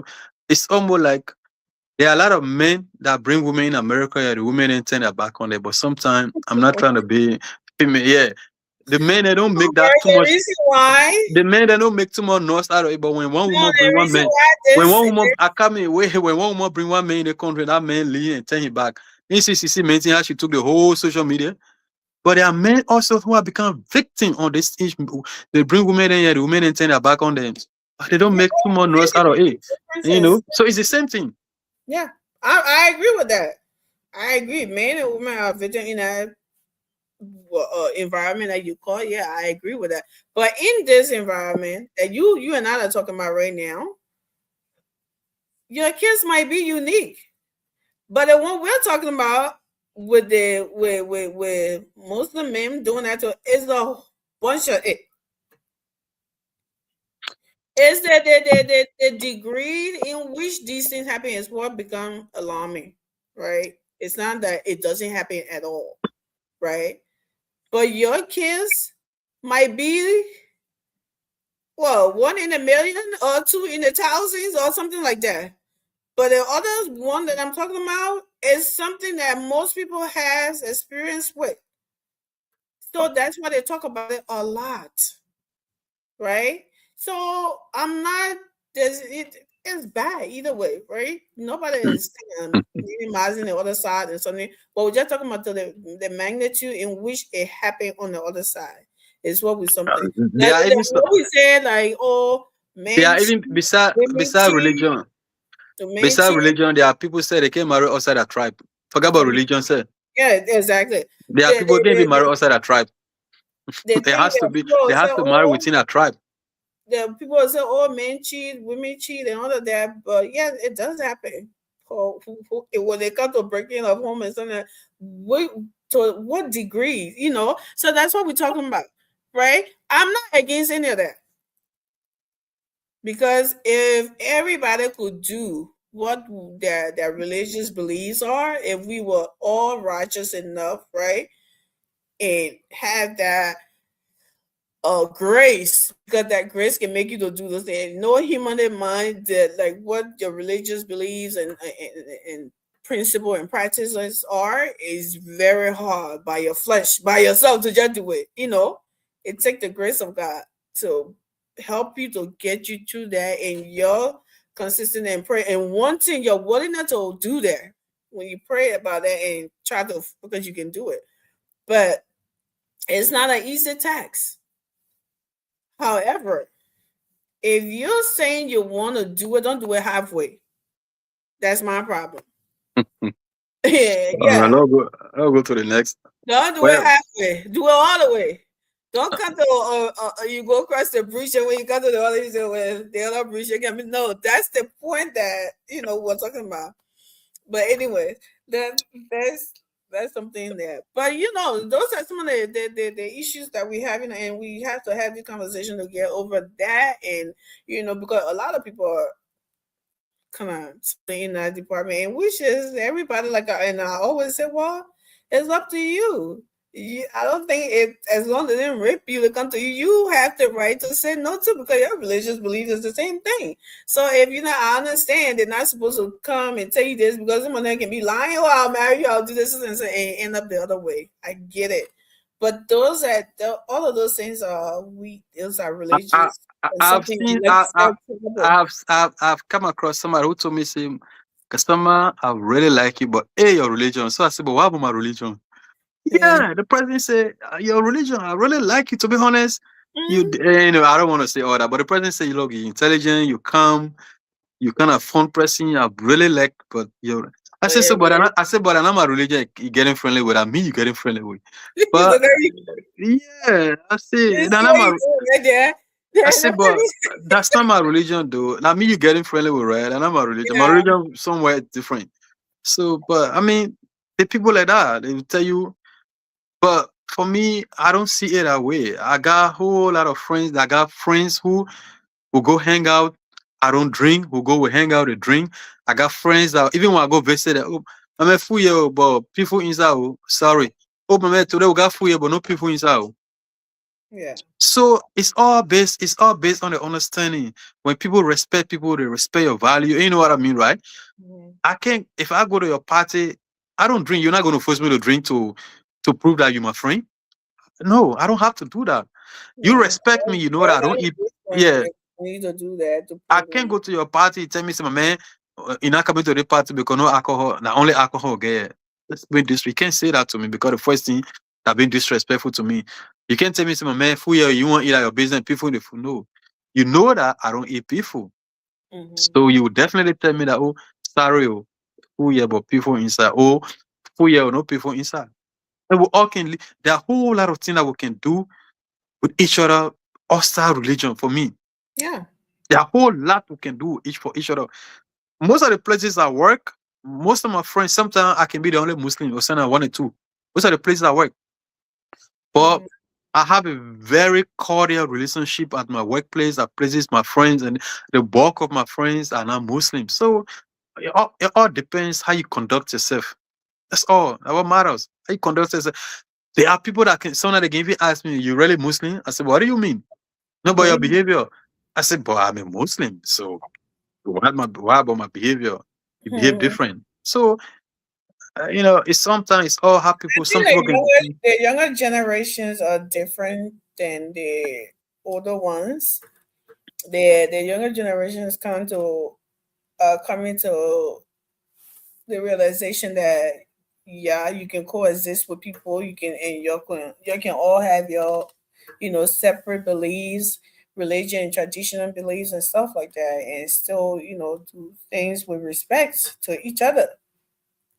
That back then it was no taboo, stamp on stuff like that, but it's not like that anymore, even though we still have some young ones who are still brainwashed, but it's less than it was like back in the days or something like that, I always say.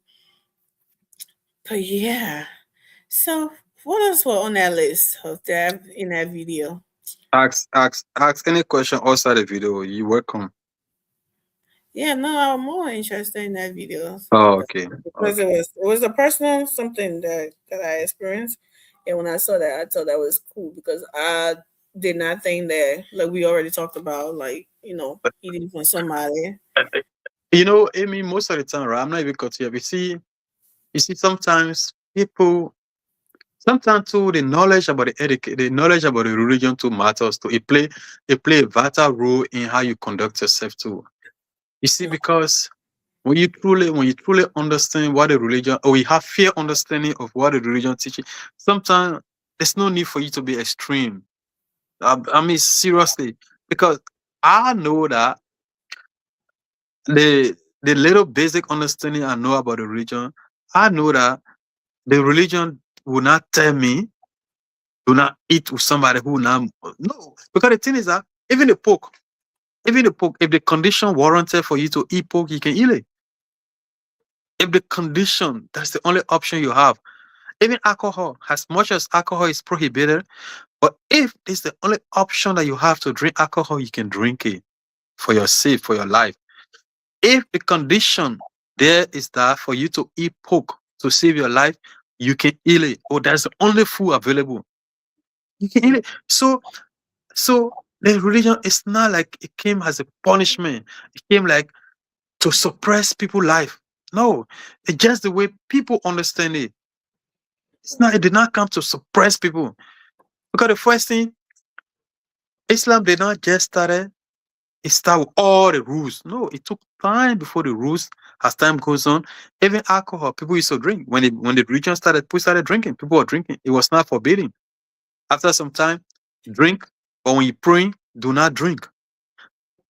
People used to drink. When time to pray, they go pray. They don't drink. After some time, they say, cut it off. So it took time. So everything took time, step by step. So for you to just say, because somebody, look, I'm a Muslim today, right? I mean, before I even give it, I'm a Muslim.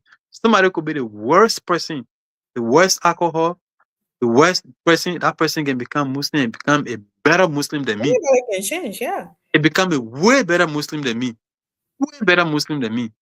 So for you to see somebody hostile the religion, to see them like it's so evil and this and that, then you not even understand your own religion. So that's what it's saying. That is good that you said that, because the teachers of Jesus Christ was he never came for the righteous, right? The people who already were doing their or they knew what they were doing or they believe in God and something. No, he came for people who were not believers to kind of persuade them or to turn, the worst individuals. Like you get Apostle Paul. Paul was way against Christians. Like he was slaughtering them, he was killing them, he was doing all of these things. But like you just said, somebody can change, right? He became what? An apostle. He became like even better of a followers of Christ than most of the people who were there before. So if you feel like somebody, that's why you don't dismiss someone because of their condition or whatever, you have there's something to persuade that person or kind of turn that person to convert that person into doing the right things, and that's what like the Christianity is all about, supposed to be about. So people who think now, oh, because that person like this, so I can't associate with the person. Oh, that person like that, then what are you? The Bible says go out there and go win souls, right? Go in the word, go something. The worst person you can turn it into somebody if you have that persuasion and something and pray about it. You can do that, but you don't dismiss it, you don't judge them and something is, and that's so for you to know because you don't pray, so I don't want to associate myself with you. And then it's a human thing, right? But that's not how it fits. I think like we already talked about, people interpret these books to suit themselves. And the same thing with drinking. Drinking is not, there's no way like for it to be straight out, like forbidden that you had. What you see in the Bible is for you to not drink till you're white boy wasted. Okay, that we're calling in America. Like you can't, you can't do things right. You can't think right. You can't do this. You can't walk. Those are then you're doing things that are sinful. You understand what I'm saying? But where I don't drink, but where it written out and said flat out, do not drink at all. I haven't really seen it in the Bible, but I've seen where it's Where in the Bible that said do not drink? Yeah. Yeah, I think somewhere in the Old Testament. It says there, but I it think somewhere in says I think somewhere in Leviticus, somewhere if I'm not mistaken, it's somewhere in the Old Testament. no, it talks about the it's first it said do not drink. Mm-hmm. But when it puts it, it says something about portion size and stuff, like you're not be something. I read those part of it, but I really wanted to read it where it says like, like we have 10 commandments, that I shall not do this, that I shall not, stuff like that. I will find it. I will find it though. It's I will the find way the that it's scripture. put, but I'm talking about the red word I that I think really see, because people always try to justify when you tell them not to do it. no, I will find it. I think there's somewhere actually like prohibit drinking. I think either in Leviticus or Exodus. I'm not too sure, but somewhere in one of the books. I will check it up and send it to you. It's in the Old Testament. I know Right. It's in. Is it Deuteronomy? Somewhere. I think somewhere in the old. You're right. One of the 5 books of Moses. In one of the But it's the same. Like I said, same practice it in every religion and stuff. You have the extremists. You have people who liberals, and you have the what should I say, conservative everywhere. But for us to to get out of the extremist beliefs and stuff and make it seem like there is no, like it says that when this person is not like, they are not human at all, cast them out, cast them down. That's the reason why these conversations needs to be held and talked about. But go ahead, Morris, you can wrap. Get out of here. Yeah. Can wrap up or what? Yeah. Terrell, your boy Terrell stood you up. He didn't show up. Don't matter, man. It's fine. Yeah, but I mean, if you don't have any more questions to ask, or maybe if you don't have any more any other thing to discuss, we can. Yeah. But to be honest, today was social day. I think today was social night. We try to stay out of politics. Yeah, right. But quite frankly, sometimes this kind of conversations are really it's good. It's not just a normal politic every day, stretching your vein, for some, as much as our country, but we ain't good hands already. We ain't good hands. Yeah, so sometimes it's good to have this conversation. But look, with JMB, to know a religion, you can choose not to be part of that religion, or you can choose not to be part of. But to know a religion, you have to read what the religion said. Like like this, like every other places. When you go to a job, the first thing they give you the handbook. That Mhm. handbook tells you what a job says, things that you should do, things that you should not do, how you will take your leave, when you will be qualified to take leave, and everything in that book. If they don't give it, you ask for it. Because that book, that handbook is like a constitution Mhm. that you can even use. The company can use it against you, and you can also use it against the company. Like you say, Absolutely. look, this is what your law says. I went by what the book says, what the handbook says. The same company too can say, look, this is what our handbook says. You went against it. So when you go to every job, at least try to know the basic things about the handbook. Just know the basic things. Don't Please just ignore mind it. Huh? Don't just mind the money. that. Please ignore that. Yeah.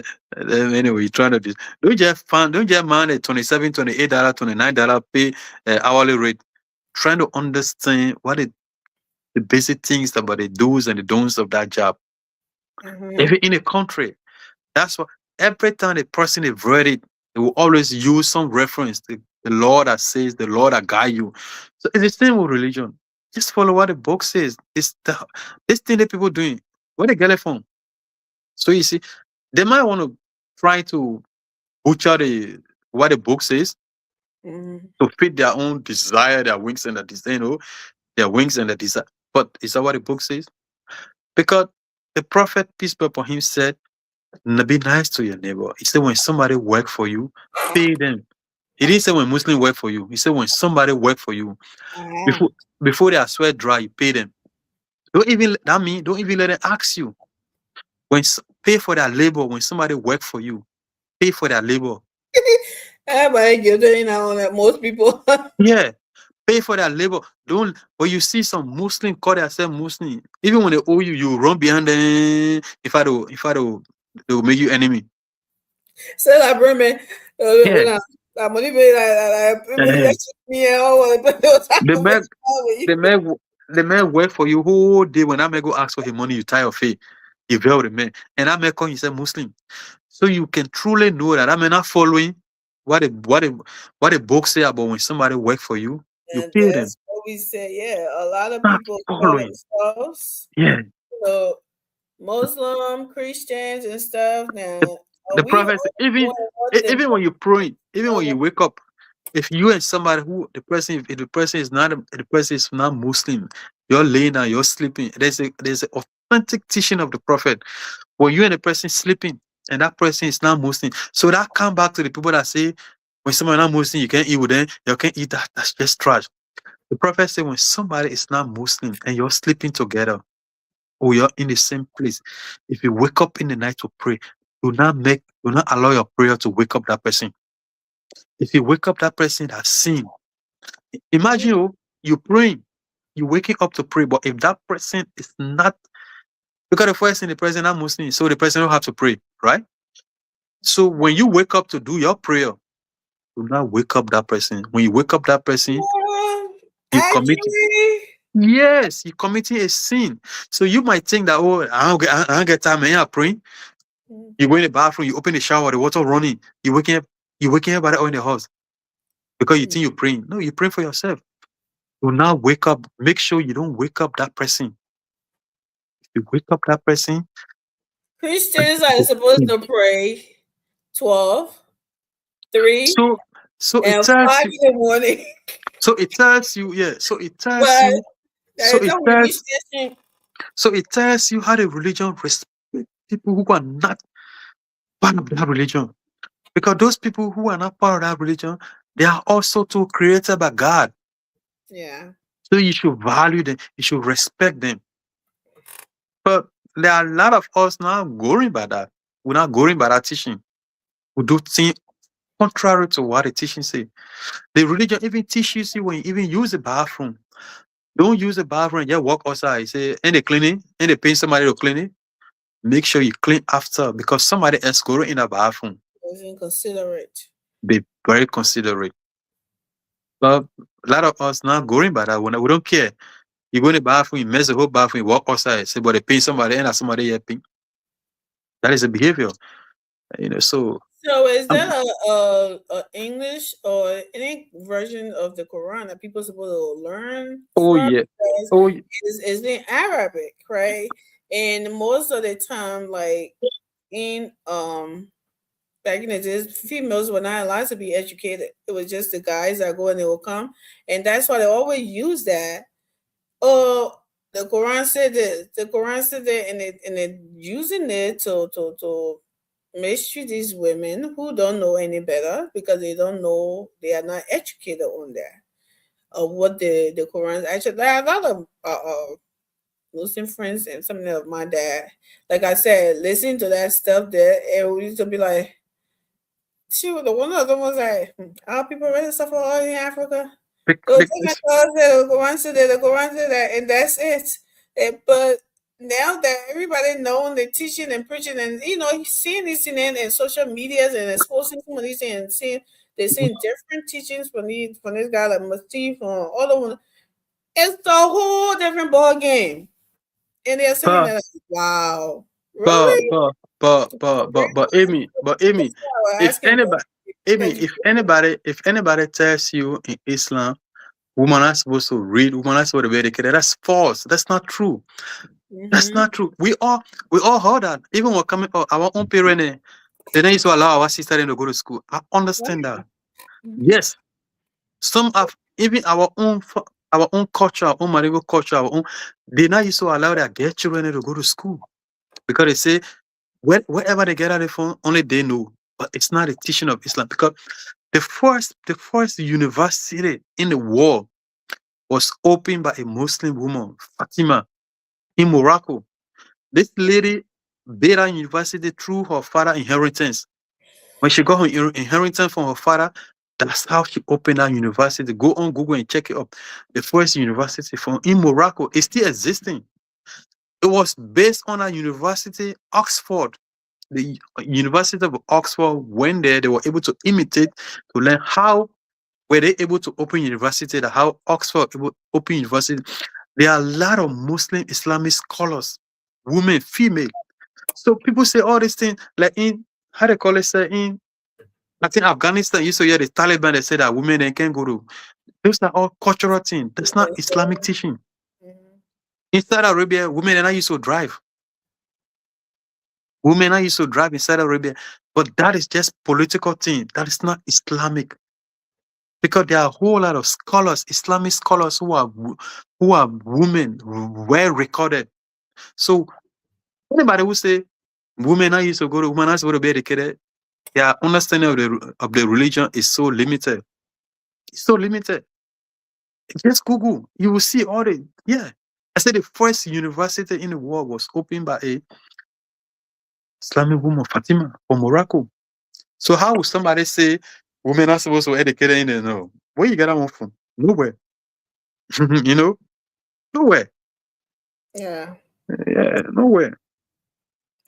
Yep, that's it. But the same thing with our own religion, the Christian, like the part that really gets to me when they're talking about the submissive part of women, right? Oh, you're supposed to be submissive to the Bible. You must be submissive to your husband. The Bible says, but mind you, the Bible says something that the husband should do, right? They're not educated for that part there. They only so that's the same thing we talk about. Reading to suit your own narrative and your own pleasure or your own doing, which is everybody falling short with that. So Amy, and I cut you off here. I mean, sorry, but look, when CDC were in power, right? We are in power. I have one of my brother, Muslim guy. politics in it. No, and I bring it. Wait. So when we have a president, right? That guy is a stone sedition. He's a Muslim Madingo man. I'm a man. The man on Facebook, put on Facebook how the Islamic, the Quran say you must respect your leader. Your leader, when God and leader must respect your leader. But the man when you pull up, so I say, you know what? So I went on. I say, I only responded to you because why you included the religion. You're misquoting the religion. I said the religion never tell you. Religion say respect leader, but not tyrannic leader. And the religion also that same verse you're quoting, it also tells you you must not a tyrannic leader. That same verse tells you that when somebody is doing the wrong thing, speak. If you can speak, if you're able to speak, you speak. If you're able to stop them, you stop them. If you're able to condemn, you condemn them. The least you can do is not to support them in what they're doing. So why you can't quote that part? I said the religion that the verse did not tell you support anybody. Yeah, huh? The same thing with Christian. They say pray for your leaders. So, yeah. Yeah, but the Bible did not give you a prayer point. So I can pray that any leader that is doing my country wrong. So you see, some people do these things just to misinterpret, just to fit. I said I'm disappointed in you. Why would you bring? You want to support your WIA? Go support your WIA. Go support your president. This and that. But don't bring religion inside and trying to brainwash Muslims. Yeah, and trying to butcher. Tell me, say, go support the Quran. Say must support the president. Well, I said no. The Quran never tell you that. The Quran say support. The Quran say respect leader, but at the same time too, not tyrannic leaders. Tyrannic leaders, as a Muslim, you tell them the truth. You speak the truth to them. That's what the Quran say. So why you can't call that particular part? Why you call it off? You pray for them to change. So you see, you pray for them to do the right thing. But you remember Pastor Winger? I know that one of the pastors say anybody pray. He say the Bible say more respect your leader. In fact, anybody condemn he will. I don't know what kind of something would descend upon him. This and that. Right? He lie on the Bible right there. Yeah. So you see, the Bible does say you must respect your leader. You must pray for your leader. You must do that. But I don't see where, like you said, where the Bible says somebody will be suppressing you and you cannot pray. He never gave you a prayer point. The Bible did not give us a prayer point. Say you must pray, sing them when they're killing you. You must do that. No. If somebody do that to you, they're like your enemies as well. Exactly. We got Psalms, the book of Psalms. When they come in, that road should be dark and slippery. I mean, we have all those prayer points and stuff, prayer book and chapters and books and stuff that we read that people pray for their enemies in the Bible and stuff like that. And the same thing, say pray for your enemies. And the Bible did not give me a prayer point to pray for my enemies. I pray for you to change or repent. You want to repent. What do you think I'm going to do next? I'm praying the book of Psalms on you. I'm sorry. But I don't know what they come from to be trying to. I'm praying for you also by doing that. What kind of God will tell you, say, somebody suppressing you, that God say must pray for that person? What kind of God will tell you that kind of thing? Say, the person suppressing you. Then I say God tell you, say, pray for that person. Repent. Which people do. We pray for them to repent a lot, but after you pray for them, they can go get reinforcement and come back. So that Nigerian people can say when they come into that water freeze. So, but there's a lot of interpretation about the holy books. Everybody got their own, like, especially when people want to nitpick and suit their humanly whatever thing they're doing. They always have the way to their own interpretation for it. And most of the time, religions and tradition has intertwined. On the continent of Africa, that happens a lot. People put tradition into the religion and think that's how it said. That's what the religion says. And when you see other people practicing their religions from different places, or at least where something different, you see that it's a different ballgame. Like, I don't know what did our book say. But anyways, thank you guys so much for coming today, for listening to our little biblical or godly or religious story today. Maybe we'll expand on this mostly when tourism or when other people show up. But it was just Morris and I, so we didn't go too deep. It's just two persons' ideas that other people have multiple, different broader perspectives on these topics. But that's all, and I'm pretty sure y'all do too. Share the show and that people will watch later, and comments, and tell us what you think about what we were saying here too. Give us your input and everything, and we truly appreciate you. Like we always say, you could have been somewhere else listening and something for them bigger and something platform, but you always choose our little homo platform to come and listen to us, and we don't take that like that. We say thank you. We say thank you. We say happy Sunday. It's Sunday in your era now, right? Right. Yeah. It's Sunday. Yes. What is day? How many? We're not yet. We're counting the Yeah. right now yet. So how many days I gotta go? I It's only think. 10 days. Yeah. I think 11 days today, right? Either 11 or 12 days. I don't even know. I have to recheck in. Lord have mercy. I 30 more think. days to go. Yeah. I think 20 more days. I think 20 or 19 more days. I mean, yeah. I have to read the check-in. He didn't want checking for us. Like 30 days or like 40 days? It's actually 29, 30 days. It depends the sighting of the moon. Okay. Yeah, it's 29 or 30 days. But for the past 2-3 Ramadan, we've been making it 29. So we had a 40-day fast and prayer. I had some glitches in between. Yeah, I know one of my friends right now I says she's know doing. if I can do all 40, but I had some technical glitches in between it. When Yeah. my church was doing 40-day fast and prayer, I was like, I said, what now? It happened with us too, with the women and too, you know. You can do the 21 days, but 40 days, that's a little stretching, but yeah. We can only ask for grace to push back. Yeah. But next time, maybe next time we'll do it extensively. We'll go beyond, you know. But it's good. The conversation is good sometimes, you know. Yeah. It's good. There's nothing bad about knowing about other things. Oh, no, not at all. Yeah. There's nothing bad about knowing about It's going to other be things. the best of both worlds. Yeah. So Yeah. yeah, but I mean, Like education, right? It's not about sitting in the classroom all the time. Getting educated about other things. That's right. being educated on other, But religions. one of my friends said he'll go Uganda with Jeff for that call. He will go and he will join that particular culture that before you marry the woman. And I know it was Uganda. Somewhere else I seen. Was it Kenya? Yeah, most of the East Africans. I seen that when the guy when he got him ready to marry him, he should jump over 10 cows or 7 cows. I'm like, you crazy? How is he gonna do that? Like some of the religion, like you said, some of the tradition it can be like, weird, yeah, like ridiculous. And yeah. there was in one place too. I don't know where. It's in that same East Africa. For the woman to get married, they kept her in the house and started making her fat. Wow, yeah. I'm like, here we going. We can be doing drives, those lessons of fit in the dress. They will make this lady actually like keep. They just kept her in the house. They have to keep the woman in the house and keep feeding them. Wow. Them. Yeah, to make them like gain weight.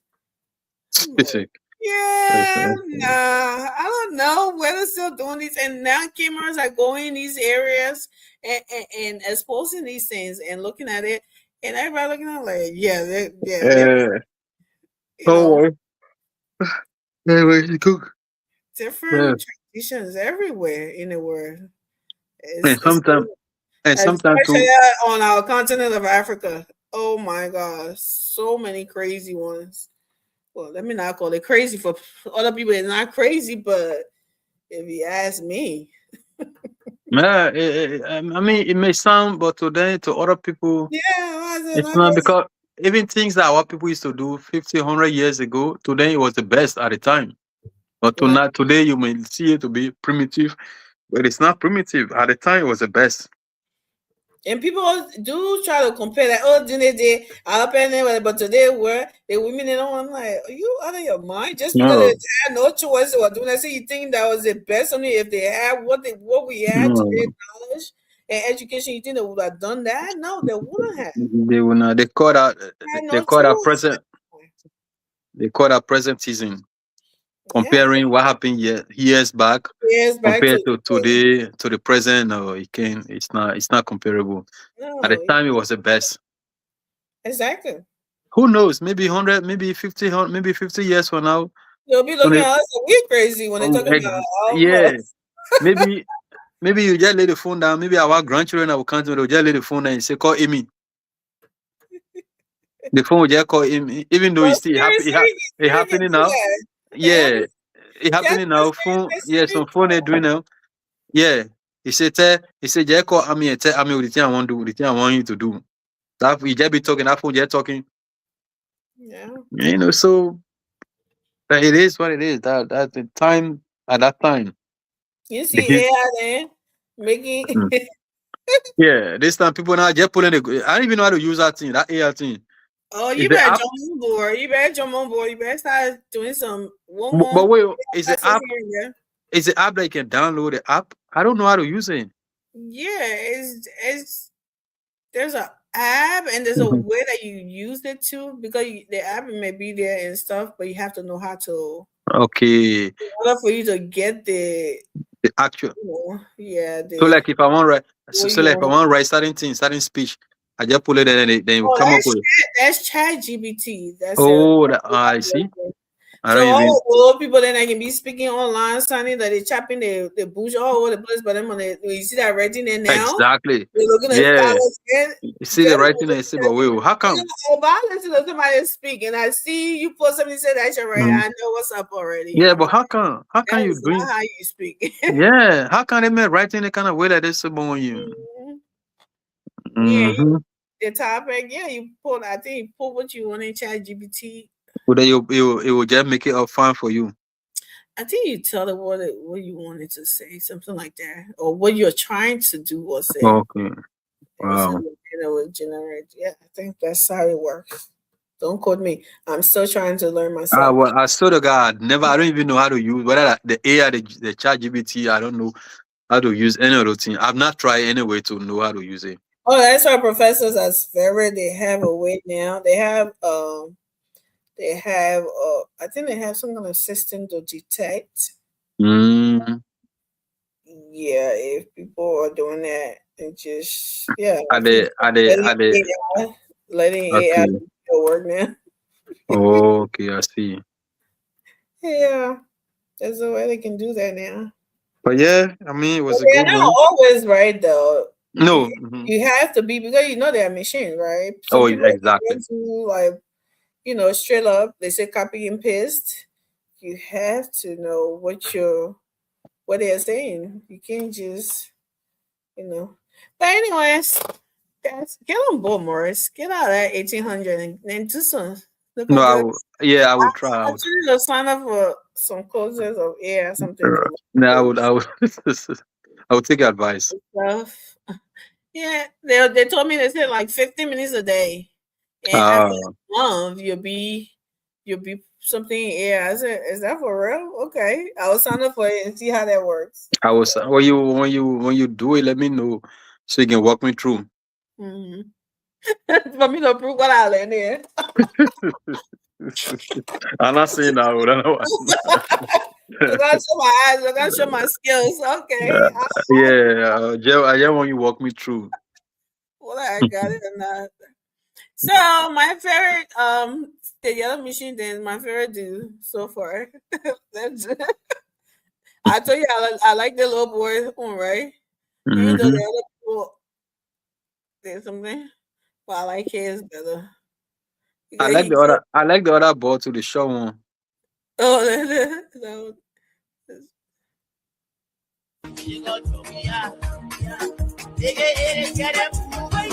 Gogoti, go go go go go go go go go.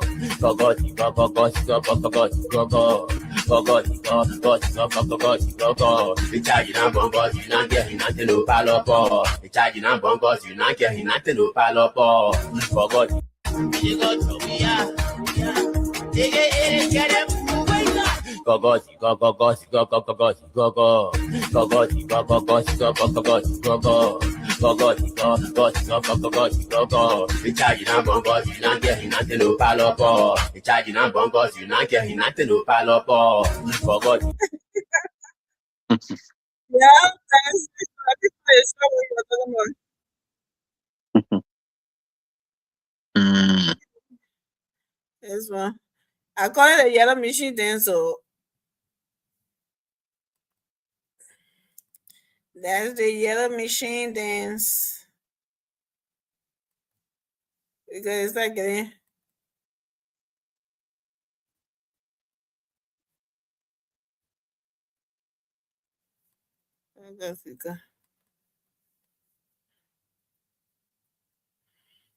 I know what you're me taking song from the sing. What does that mean? Cocos, I don't even understand what that is. Some other thing even got no meaning. Yeah. I did like that. He's singing, he's just singing. You can talk about, I know the China born for you not getting nothing to palo or whatever that means. I think that's a colloquial slang or something like that, right? Right. So that can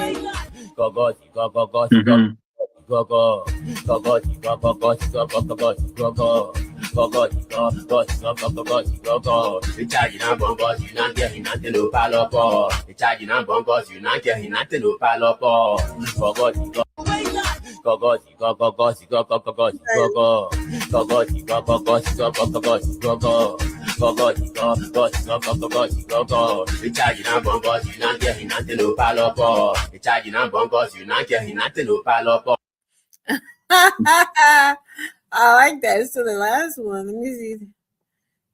So we are promoting what his name? Christopher the Change. Christopher the Change. Yeah, we're promoting his song. I don't know what the name of the song. Coco Zigo, that's it? I don't know. I brought a dance to you. I think Yeah, I don't know. You and your son. I think that the dance are like the low boy on was the first one I saw. I was like, oh, he killed it.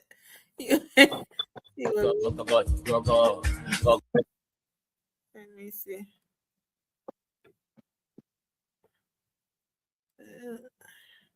There you go.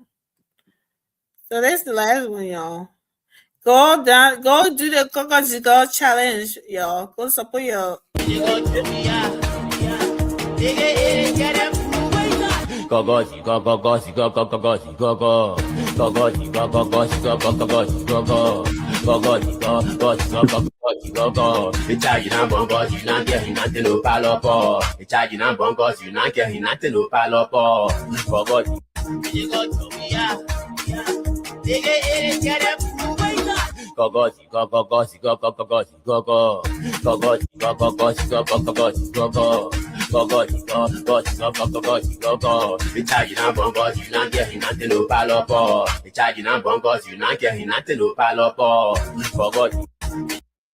Yep. And that's all, folks. Oh, cartoonies. That is so. Go support Christopher the Change. Go do your Coco Zigo challenge and support him. So that would be it. Thank you all for coming tonight. We appreciate you, Mars and I, and we'll see you guys within Monday. Right. Yep. Mars is in a test spot right now, as we all know. I'm going it back to audit his environment, and I'll let you guys know what the audit report says on Monday. So Mars will give me evidence of what he had. Okay, he's not going to go to the Supreme Court. You got to